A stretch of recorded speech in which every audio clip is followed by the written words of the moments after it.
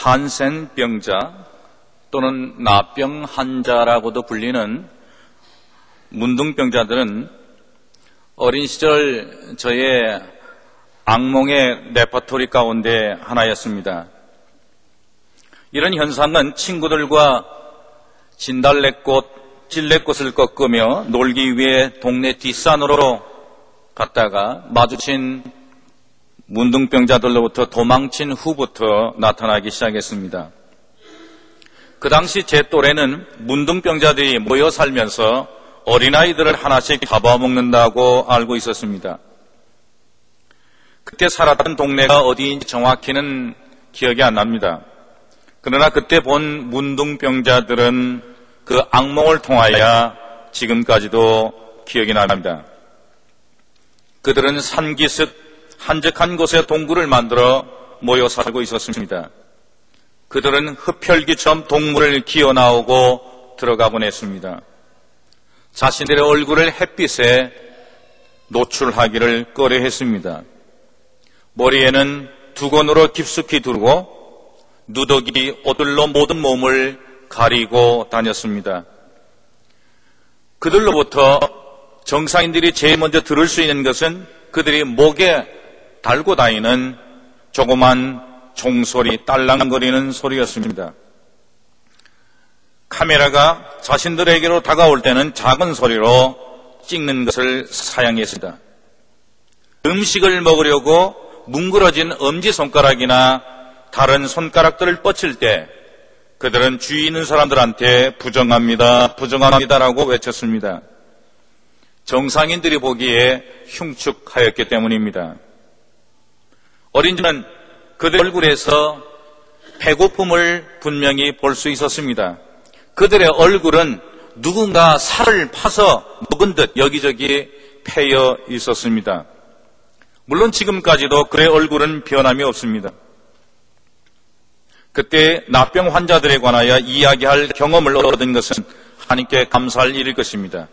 그러나 제가 나병 환자들에 대해 알고 있는 것은 이 정도가 전부입니다. 그러나 이런 경험은 성경에 나오는 사람들의 경험에 비교하면 아무것도 아닙니다.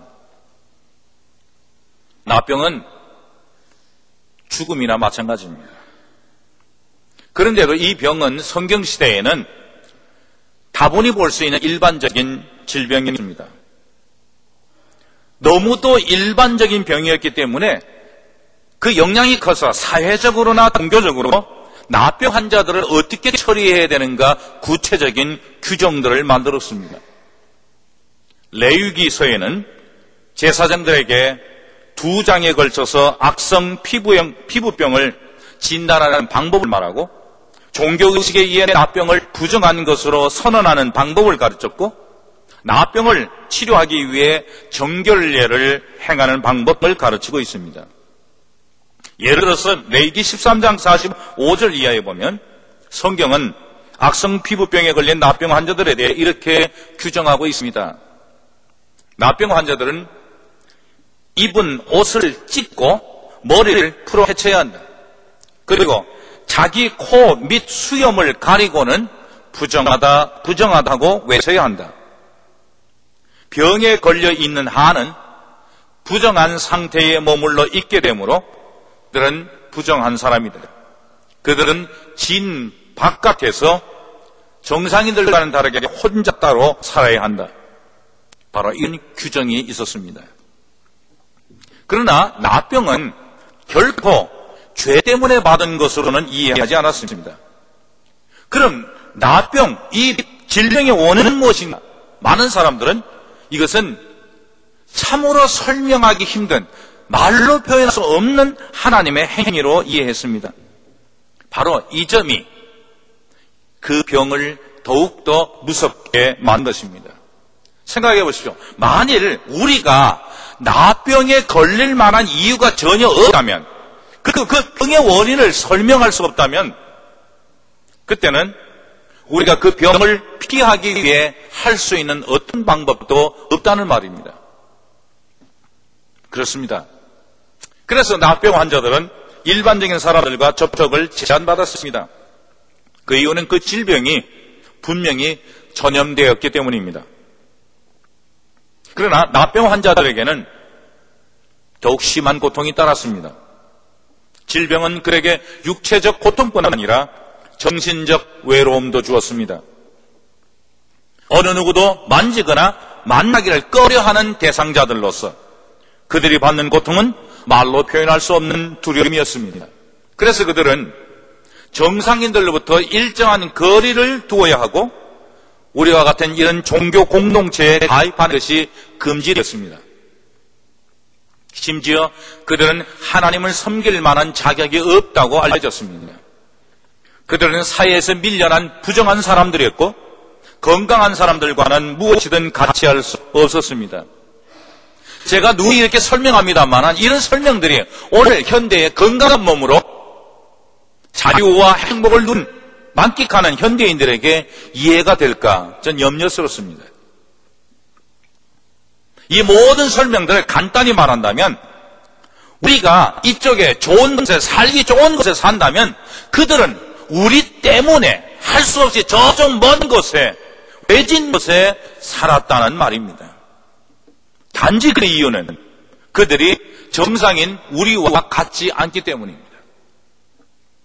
정상인들은 우리가 그들에 대해 인간적으로 치근하게 느끼는 것을 하나님은 알고 계실 것입니다.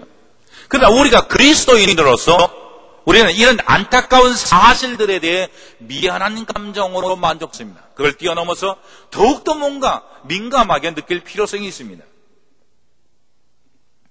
나병 환자들에게는 어떤 말도 어떤 것도 도전이 되지 않습니다. 희망이 없기 때문입니다.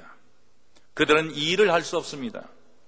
다만 살아가기 위해 정상인들의 자비와 도움에 의존할 뿐입니다.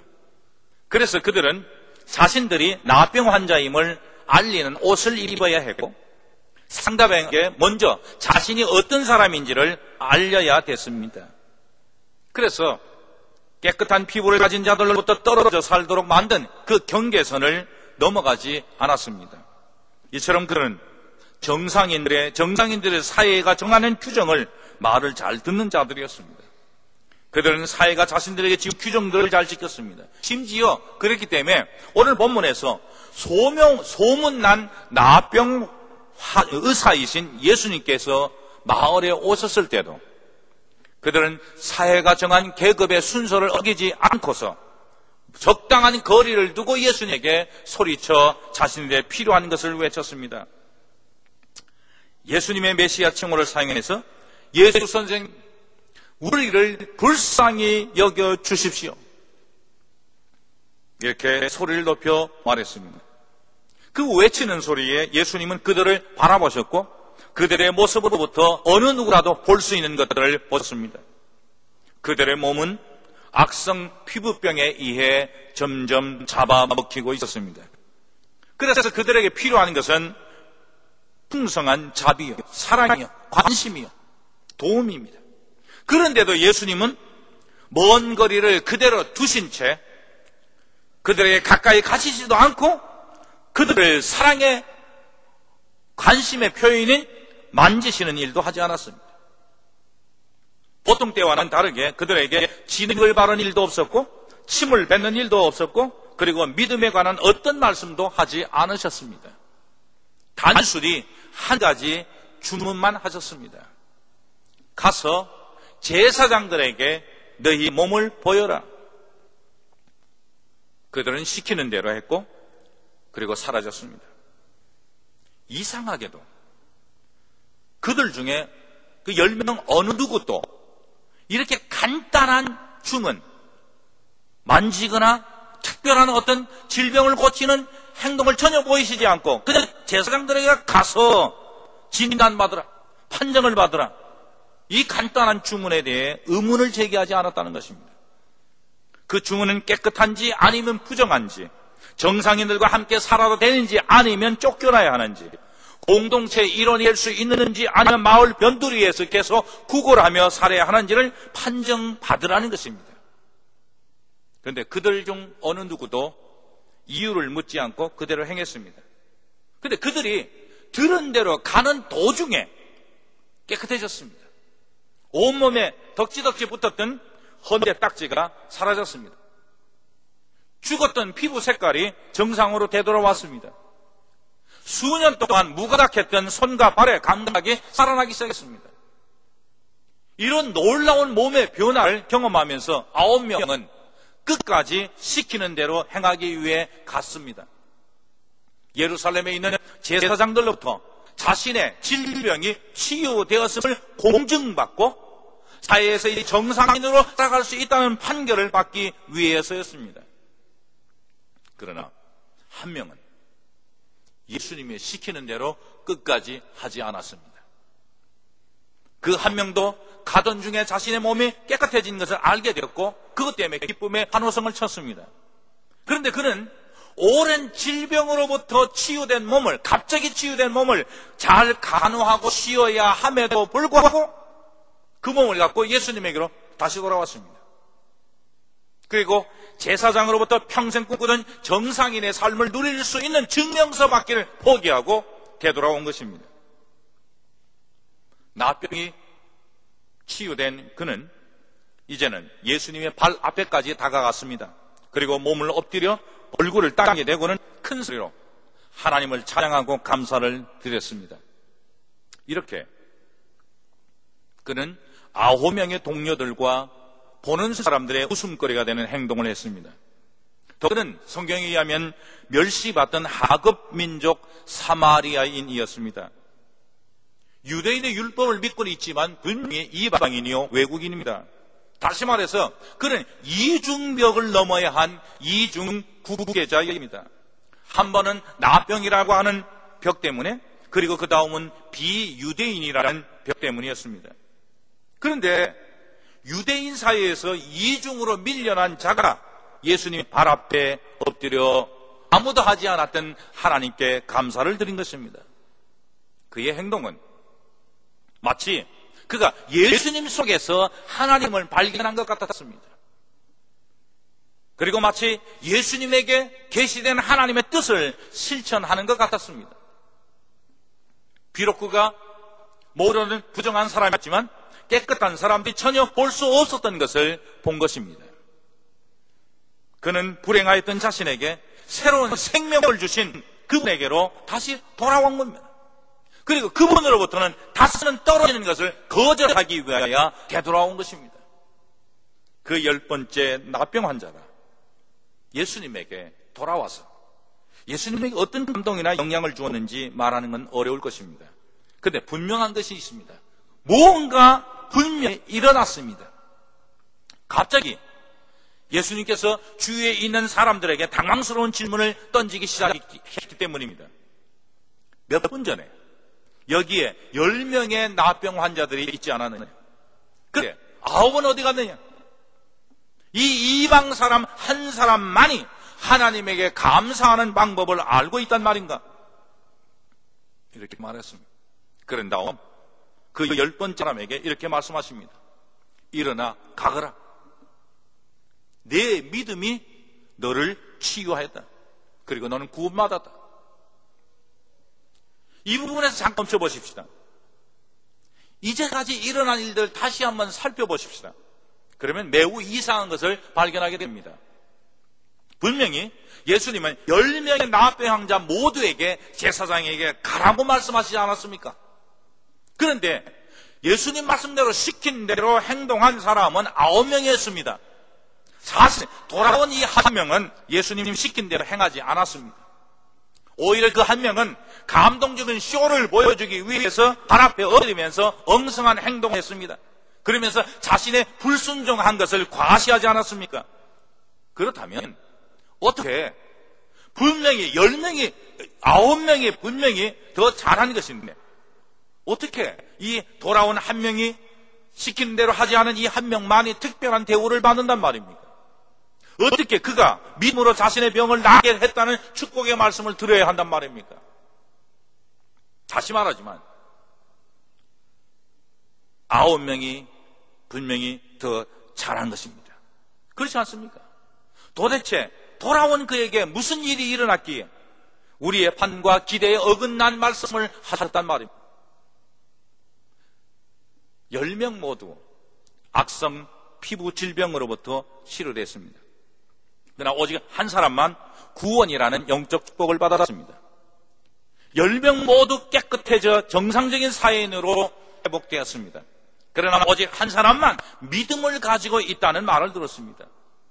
10명 모두 시키는 대로 공짜로 받은 선물을 전하기 위해 예루살렘을 향해 출발했습니다. 그러나 오직 한 사람만 돌아와 그 공짜로 받은 선물을 주신 분에게 자신을 드렸습니다. 10명 모두 선한 나병 환자들이었고 선한 유대인같이 행동하게 됐습니다. 그러나 오직 한 사람만 이중으로 밀려난 자만 진정한 사랑을 받은 자같이 행동했습니다. 이처럼 9명과 1명에게는 현저한 차이가 일어났고 많은 일들이 일어나고 있었습니다. 도시 한복판에 있는 한 교회에 매주 5일간 아침 9시부터 오후 5시까지 성전 문을 개방했습니다. 마치 주위에 있는 은행들과 가게들처럼 말입니다. 그 교회 교인들은 자신들의 교회가 이웃 사람들에게 평화를 제공하는 것을 자랑스럽게 생각했습니다. 그들은 교회 실내 밝기를 은은하게 만들었습니다. 여름철에는 빵빵한 에어컨으로 시원하게 만들어 도시 중앙에 있는 오아시스 같이 만들었고, 겨울철에는 따뜻하게 히터를 틀어서 안방같이 만들었습니다. 지나가는 사람들이 잠시 들러 묵상할 수 있는 곳, 잠시 멈춰서 바라보거나 은은한 찬송을 들을 수 있게 만들었습니다. 그러나 교인들이 알고 있듯이 도시라는 곳에는 온갖 종류의 사람들이 가득합니다. 모든 방문객이 경건한 의도로 교회에 들어오는 것은 아닙니다. 그래서 교인들은 이 신뢰를 감시하기 위해 카메라 하나를 설치했습니다.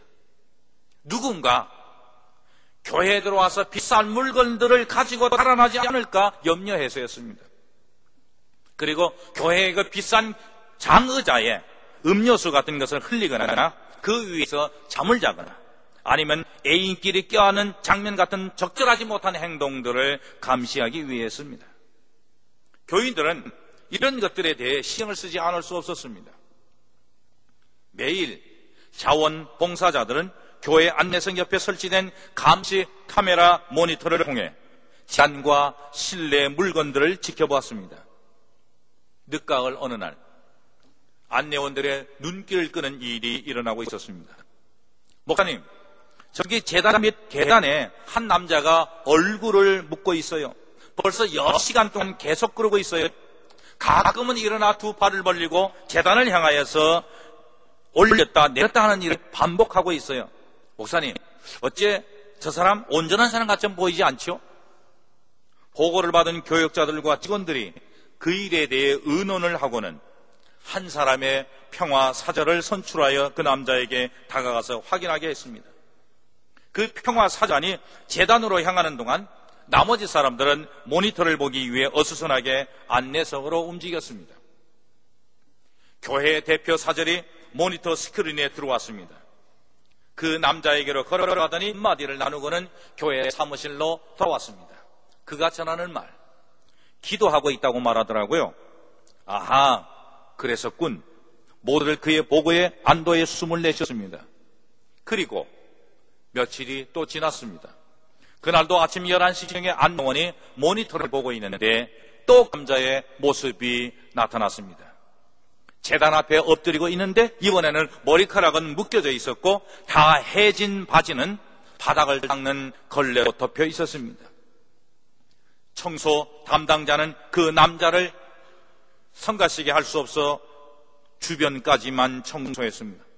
재단 관리자도 그 남자에게 방해가 되지 않도록 주의했습니다. 문제는 꽃꽂이 담당자였습니다.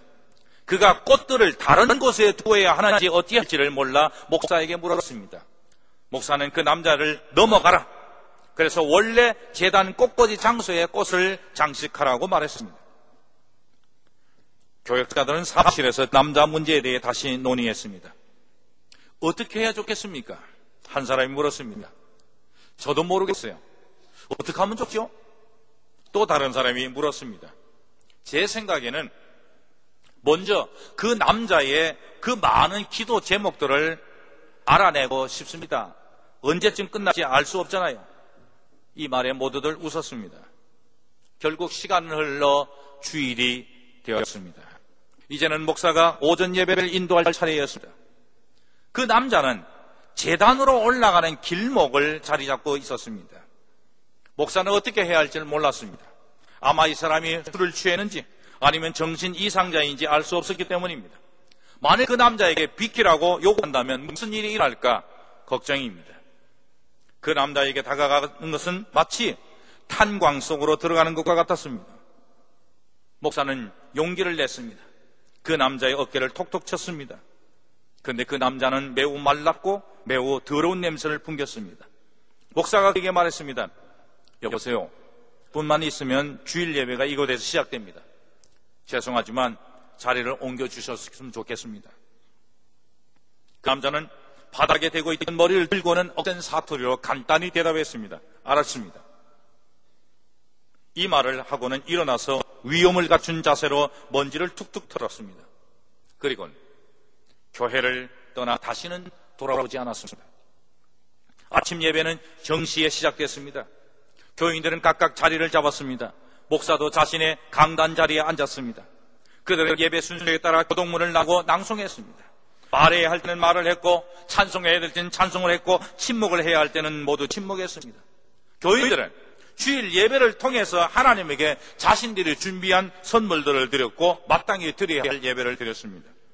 그들이 예배에 행한 모든 행동들과 말에는 아무런 잘못된 것이 없었습니다. 전혀 그렇지 않았습니다. 그들은 하나님의 선한 종들이었고 자신들의 죄를 살피고 깊이 뉘우치는 고상한 죄인들로서 깨끗함을 받기 위해 교회로 나온 자들입니다. 그러나 이상하게도 그들 중에 딱 한 사람이 보이지 않았습니다. 그 더럽고 냄새나던 이방인은 더 이상 그들 가운데 있지 않았습니다. 그 이방인은 일어나 자신의 길로 가버렸습니다. 그러나 그가 여러 시간 동안 얼굴을 파묻고 가고 있던 것, 자신을 웃음거리로 만들었던 그곳에 갑자기 열과 빛으로 가득 차기 시작했습니다. 예배가 끝난 후 목사는 그 계단을 밟고 내려오고 있었습니다. 그 순간만큼은 목사가 어떤 응징을 받는 것 같이 느꼈습니다. 그 이방인을 쫓아낸 것 같은 죄책감 말입니다. 목사는 지나칠 정도로 매우 사치스러운 하나님의 사랑에 의해 부름받은 사람이 아닙니까? 목사는 조건과 자격을 따지는 세상에서 끝까지 공짜로 선물 주심으로 우리를 매우 혼란스럽게 만드는 사랑에 의해 특별한 부름을 받은 사람 아닙니까? 목사는 단순히 순종만 하라는 부름에 그치지 않고 사랑을 위해 부름받아야 사람이라는 것입니다. 이 생각이 그 목사를 응징하기 시작했습니다. 그 응징은 사랑하는 이를 위해 목사가 하는 모든 선한 사역들을 다 무가치하게 만들었습니다. 이제 그 목사의 뼈저린 경험은 오래전의 일입니다. 그러나 여전히 분명한 것은 오늘 우리도 단순히 따르는 순종하는 방법은 알고 있지만 적극적으로 헌신하는 사랑하는 방법은 모르고 있다는 것입니다. 사랑하는 것은 묵상을 위해 기도하는 일이나 공적으로 말씀을 전하는 것 같이 우리가 순종할 수 있는 능력으로 나타나는 것이 아닙니다. 우리는 어떻게 행할지 알고 있는 것을 행하고 있습니다. 우리는 방법을 알기 때문에 그 일을 행하는 것입니다.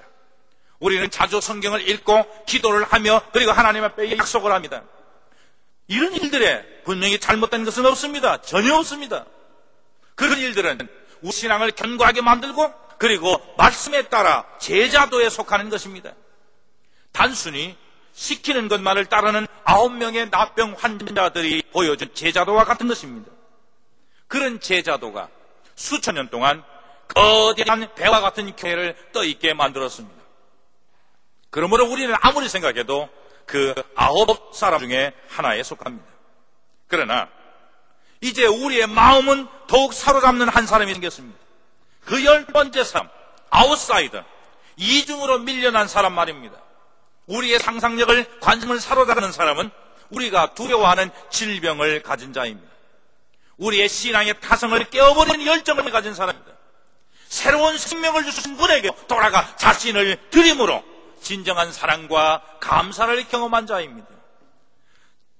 자신의 치유를 사람들이나 제도로부터 공명받기 위해 같은 목사를 더 이상 필요 하지 않는 사람입니다. 그러나 그는 우리가 더 이상 볼 수 없게 됐습니다. 그는 우리 가운데 있지 않습니다. 그는 주님에게로 다시 돌아갔습니다. 예수님께서 물으셨습니다. 아홉은 어디 있느냐? 그때는 아무도 그 대답을 할 수 없었습니다. 그런데 지금 저는 그들이 어디 있는지 잘 압니다. 그 아홉은 바로 여기에 있습니다. 바로 여기. 우리는 여전히 주께로 돌아간 그 한 사람을 닮으려는 것 같지 않습니다. 9사람들과 함께 있는 것이 더욱 안전하기 때문입니다. 우리는 따라야 할 규칙들을 잘 알고 있습니다. 무엇을 행해야 하는지를 잘 알고 있습니다. 우리는 제도와 규정에 따라 잘 의존하는 사람들입니다. 아홉은 어디 있느냐? 아홉은 오늘 여기에 있습니다. 그러나 주님에게로 돌아왔던 그 한 사람은 어디로 갔습니까? 우리가 잃어버린 그 사람 말입니다. 단순한 지시를 따르기보다는 자신의 진실한 마음을 따랐던 그 한 사람은 어디입니까? 자신의 삶을 선물로 받아 그것을 다시 주인에게 속노릇째 돌려드린 그 한 사람은 어디에 있습니까? 자신의 가장 기쁜 것으로부터 나온 진실한 감사를 돌린 그 한 사람은 어디에 있단 말입니까? 그 감사로 자신의 삶을 변화시키고 자신의 삶의 방향을 바꿔놓고 예수님을 진심으로 따르게 만들고 육신뿐만 아니라 신앙까지 치유받은 그 한 사람은 어디에 있단 말입니까? 군중들과 함께 가는 것을 포기하고 종교와 사회의 질서를 혼란스럽게 만드는 그 한 사람은 어디에 있습니까? 자신의 얼굴을 땅에 대고 적정에 사로잡혔던 사람, 하나님을 너무도 무척 사랑하여 순종을 옆으로 치워버린 열정적인 그 사람, 그 한 사람은 어디로 갔습니까? 우리가 잃어버린 그 사람 말입니다. 우리는 새로운 생명과 진정한 감사를 주시는 주님에게로 다시 돌아온 한 사람, 그 한 사람을 잃어버립니다.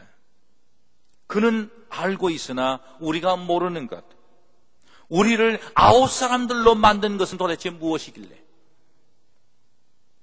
그는 새로운 생명의 주인으로부터 받은 사랑과 감사를 보여주지 않았던 우리에게서 사라져버렸습니다. 우리와 반의 방향으로 가버렸습니다. 하나님을 사랑하며 감사하기 위해 돌아온 그 10번째 나병 환자는 지금 어디에 있는가?